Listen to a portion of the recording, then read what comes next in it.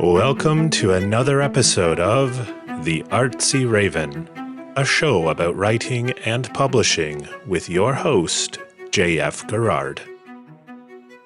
Welcome to another episode of The Artsy Raven. Today our special guests are Nova, Ami, and Velcrow Ripper. The documentary feature Emergence, Woman in the Storm from award-winning directors Nova and Velcrow is having a highly anticipated world premiere at the Victoria Film Festival on February 11, 2026, and will then have a Vancouver theatrical premiere at the VIFF Centre on February 25th.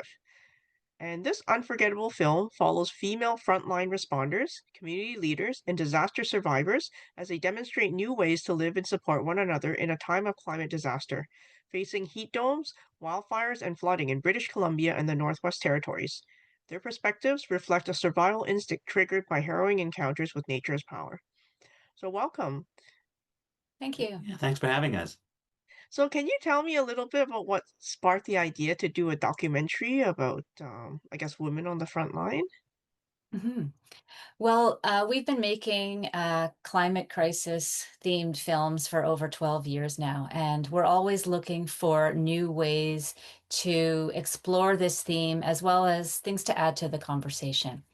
And when we first started thinking up this idea, we were looking at the long emergency and how we're in this time period where things don't just happen and then they're over. It's a continuing process. And we were curious to explore how emergency responders who deal with acute emergencies on a day-to-day basis, what tools they use that we could learn from to deal with this long emergency of the climate crisis.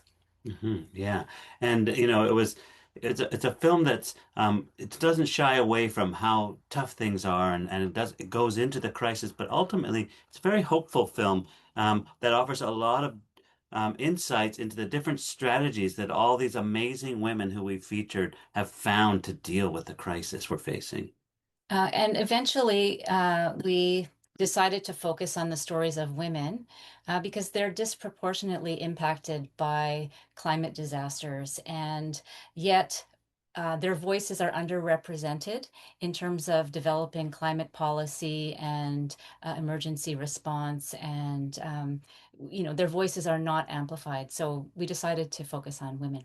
And when you're looking for, when you're dealing with a system that is fundamentally flawed and broken, and needs a lot of change for us to really be able to respond to this crisis, it's great to look for voices that aren't as much part of that system. They're outside of the box, and can think outside of the box, and offer these insights. These underrepresented voices often have the wisdom that we really need. And interestingly, in our previous films, we had traveled to far away to find stories to highlight the climate crisis. And as we were developing this project, during 2021, all these major events happened in British Columbia, where we live. And we realized we didn't have to go anywhere. It was all happening right here where we live. Now, without giving too much away, do you think you can highlight one example of a voice that you found and that had a good story? Sure. There's so many. I mean, Yeah. everybody in the film who goes through the crisis and comes out the other side with some kind of a transformation and a teaching. But woven throughout the film, surprisingly, is the poetry of Megan Trandrich from her book Burning Sage. Tales from the Lit and Fire, poems from the Lit and Fire, and Megan was not a poet when before the fire, but after the fire, she just found all these poems started coming out of her, and it became a way to both heal and recover and share her experiences with others, so that she didn't feel so isolated in the what she was experiencing. And we took those poems and wove them all through the film. And also, she talks about that experience of expressing herself. So expressive arts became a source of healing for her and for other people in the film as well. We also have a group of dancers in the film. They actually live in Yellowknife, and they use their creative expression through dance to embody and process the emotions that they went through when they were evacuated during a wildfire. And so we're learning from the subjects in the film how they move forward in this time after being impacted by climate disasters, and how they might prepare in the future. And so we learn from them and their experience. And one of those dancers is Dr. Courtney Howard, who is also an emergency room physician. Oh, So in the wow. film, she went through the evacuation of Yellowknife, but she also talks about her experiences in the emergency room and how that um, actually helps her understand and cope with the climate crisis she encounters, because she's learned a lot of things, and so that she is such a woman of multi-talents because she's also this dancer. So her story is also woven throughout, and her understanding and her teaching from the ER room. And actually, the dance that we filmed, they did it in a burnt out forest after the wildfire that surrounded Yellowknife. We also learned from a group called Preparing Our Home. It's a community-based resilience program for Indigenous youth. And in that story, we learn about how the approaches of emergency responders are typically command and control. And that doesn't work in every community, especially in Indigenous communities, where someone comes in and tells them what to do or Yeah. tells them how to deal with the emergency. But instead, teaches us that we need to listen to people who are from those communities in terms of how best to support them when it comes to dealing with a climate disaster. And Dr. Lily Umagulova uses the term connect and empower, which is the opposite of command and control, which is Hmm. what we're used to. And so that was really interesting to learn about in the process of making this film. Hmm. Now, Yeah, it's how, different. sorry, how long did it take you to make the film? Like, at what point did you think, okay, we have enough, like, we can't continuously film, right? Well, the seed of the idea came at some point in late 2020 during COVID. And we started developing the idea. We got support from Knowledge Network. And we started developing it. And over time, we just finished it actually end of last year. So, it just really took that long um, to explore what the themes and find the subjects and spend time with them.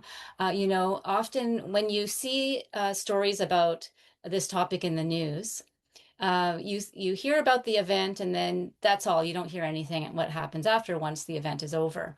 And it's really important for us to keep going back and to keep speaking to our subjects and seeing how they're doing over time. It kind of extended the life of the production of this film as well as the editing. Yeah, because the recovery process takes years and years. For the town of Lytton, which was burnt completely to the ground, they're still in the process of recovering, and that fire happened in 2021. So, we need to keep supporting and staying aware of these communities, these impacted communities, and supporting each other. Hmm. And it's the story's evolving. It continues to evolve. At a certain point, you have to say, okay, we're gonna stop here and bring this out into the world and let people experience this project. But we also were going through it ourselves and thinking about the themes in the film and really kind of figuring out what this is about and what's happening as it's happening. So it was a real it was a challenge in that way to really figure out what this topic is and what we want to put out there. Now, you filmed in so many different locations. Did you have any difficulties in shooting? Anything logistic issues? Well, the Fraser Canyon where we did a fair bit of shooting is actually quite a treacherous area where there's constantly it's very vulnerable because of the nature of it. So, we were doing filming during some atmospheric rivers and in the aftermath of wildfires, but we don't, we tend to film not when people are in the thick of their Mhm. emergency Well, they're response. busy. They don't have time to talk. We Yeah. don't want to get in the way. Yeah. So a lot of times we're not putting we never really put ourselves in danger. And it'd be irresponsible to do that. We don't want to be another thing that the emergency response team has to deal Yeah. with. So we're pretty Yeah. careful. But there were a few times, like I'll tell you one little story when we were filming during the atmospheric river, and it was in the middle of the night. I was actually by myself that time, and I had my headlights on, and I was filming the flooding happening, and then I killed the battery in the car, and I'm in the flood zone, and I'm like calling up Nova. Oh, I am, but the car's dead, and I think I got to get PCA to get me out of here before the flood comes up. But fortunately, after I turned the headlights off for a while, I was able to get it going and get out of there. Yeah. But, one of the approaches that we took with the film was building stories around personal archival footage Hmm. because we can't be there when it's actually happening. Yeah. Um, People who are there are filming.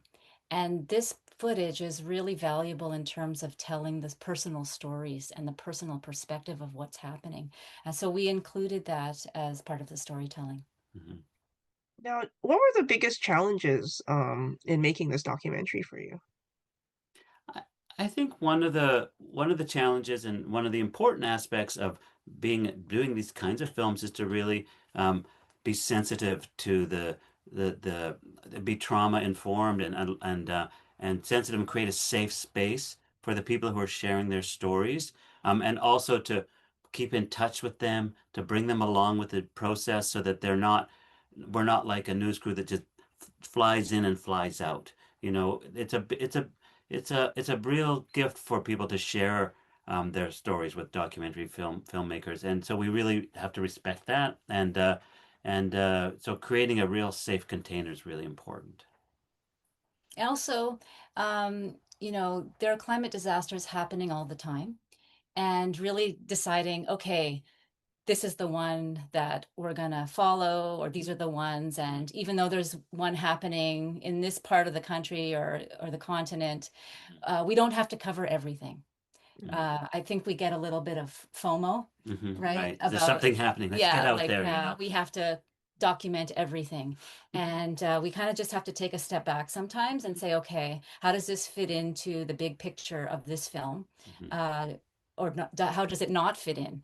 And how does it help us tell the story?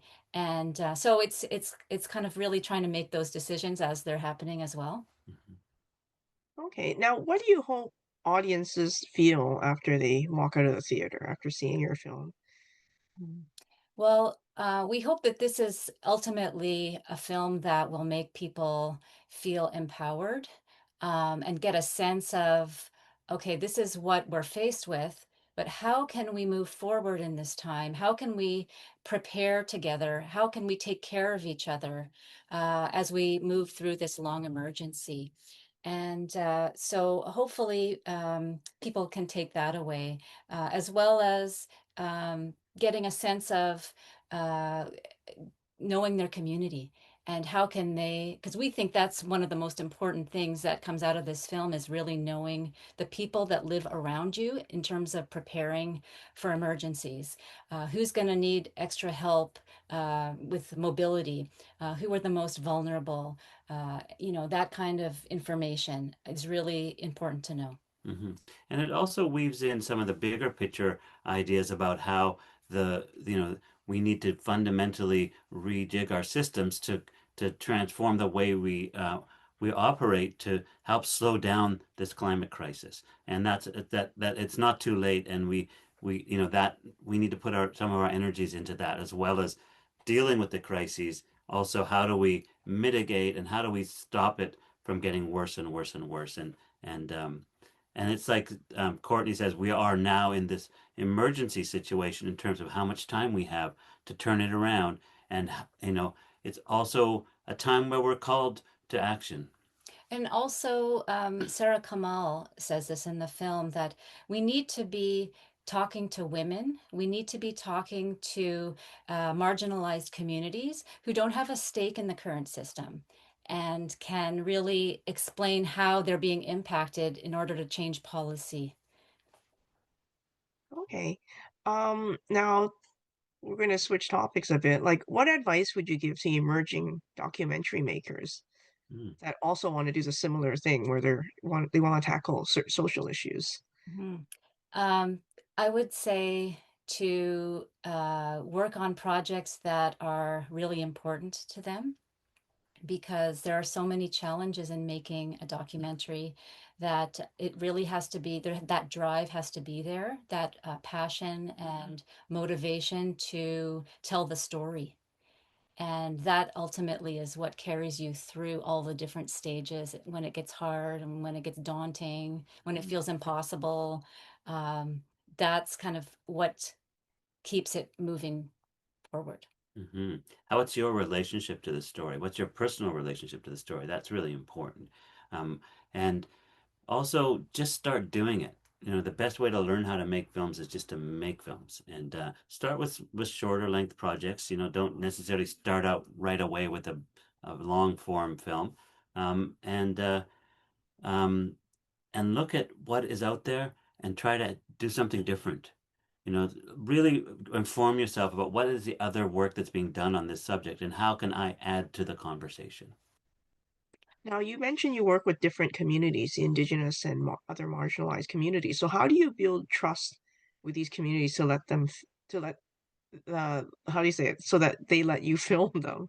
Mhm. Well, we try to take a collaborative approach where we talk about what we're doing and want to know about what they're doing and how can we tell the story together.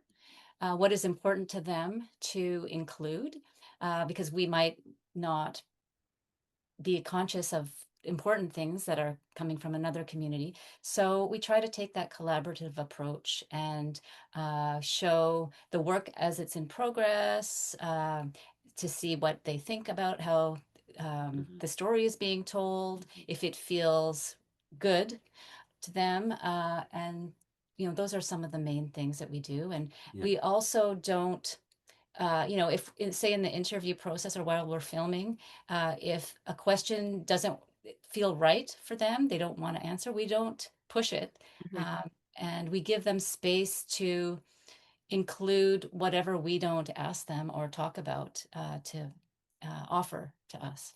And we always say, after we've done an interview, if you feel there's something that you don't want to include that you said, just let us know. We won't use it. Even if you wake up in the middle of the night, like a few days later, and you go, "Oh, I really shouldn't have said that." Let us know Yeah. because the primary thing is that we need to respect our subjects. And also in working with communities, sometimes doors are closed and people just aren't interested in letting us in to tell these stories, and we respect that too. It's a lot of emotional labor to be involved in a documentary film, and absolutely not everyone's up for that.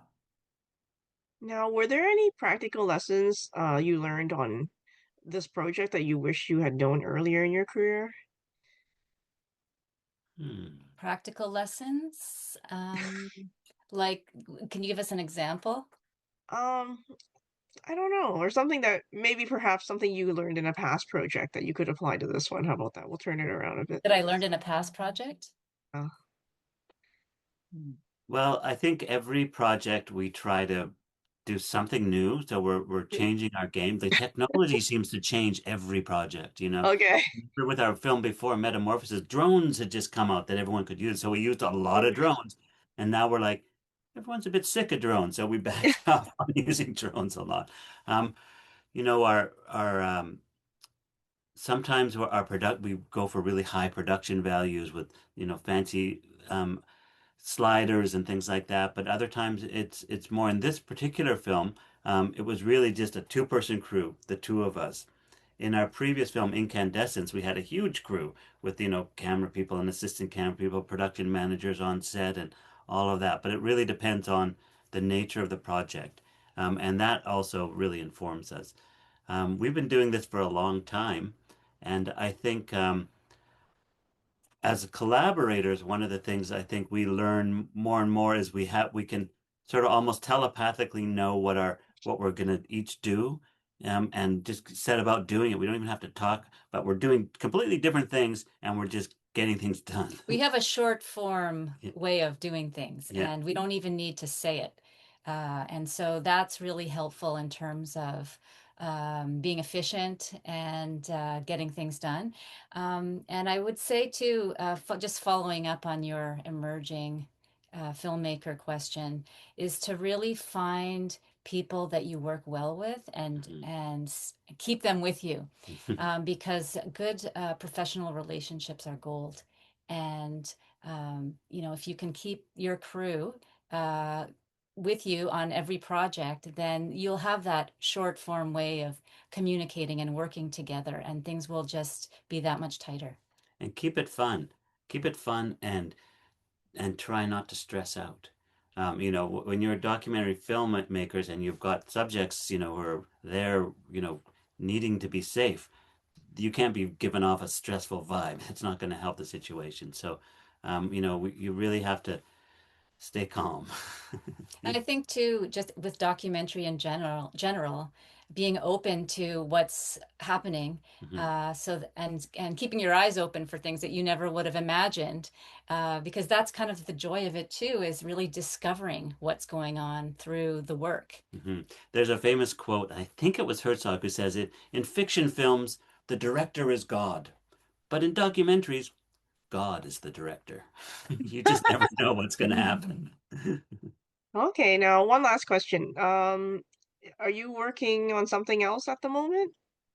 Yes, but we can't talk about it yet. We could talk about we're doing a dance film. Is Oh, that we okay. can talk about? Okay, sure. We're currently in the process of actually in post-production on a short um, dance film on dying. And it's on the dancers are doing a dance that explores themes of living and dying, and the dying process and the caretaking process. Um, and so that's what we're right in the middle of making right now.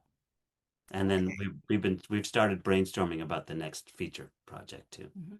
And one of the dancers is from Toronto, Hmm. Andrea Nan, and Catherine Denham, who's on Yeah, the Sunshine Coast. yeah, Dream Rider, Dream Walker, dance. Oh, cool. Well, thank you very much for taking the time to talk to us today. Well, thanks for having us. Yeah, It's thanks. great. The Artsy Raven is produced by Dark Helix Press. Introduction voiceover by Chris Gorman. Music by Tim Moore. Please access your bonus content on the Patreon website.